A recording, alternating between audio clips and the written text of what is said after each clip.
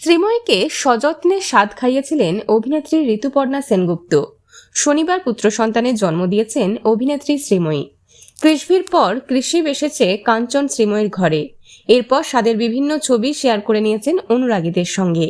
দেখা গেছে যত্ন করে শ্রীময়ীকে স্বাদ খাইয়েছেন ঋতুপর্ণা সেনগুপ্ত। আয়োজন করেছিলেন রকমারি খাবারের, উপহারও দিয়েছেন শ্রীময়ীকে। এই সমস্ত বিভিন্ন মুহূর্ত শেয়ার করে শ্রীময়ী লিখেছেন, আমি যখন আমার দ্বিতীয় প্রেগনেন্সির কথা জানতে পেরেছিলাম, আমি সবার প্রথম কাঞ্চন এবং আমার বাবা মা ছাড়াও যে মানুষটিকে ফোন করেছিলাম তিনি হলেন ঋতুপর্ণা সেনগুপ্ত। খবরটা তো খুবই আনন্দের, কিন্তু একটা ভয় কাজ করছিল। যেহেতু কৃষভি অনেকটাই ছোট, তাই দোনামোনায় ভুগছিলাম, কি করা উচিত।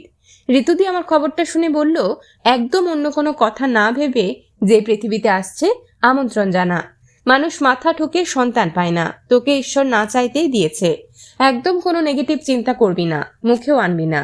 তুই জানবি তোর দিদির মতো আমি সবসময় তোর পাশে আছি, যে কোনো আপদ বিপদ সুখের দিনে। অনেকে হয়তো এই কথাটা বলে কিন্তু কাজে করে না। কিন্তু ঋতুপর্ণা সেনগুপ্ত প্রমাণ করে দিয়েছেন উনি শুধুমাত্র একজন ভালো অভিনেত্রী নন, একজন ভালো মানুষও।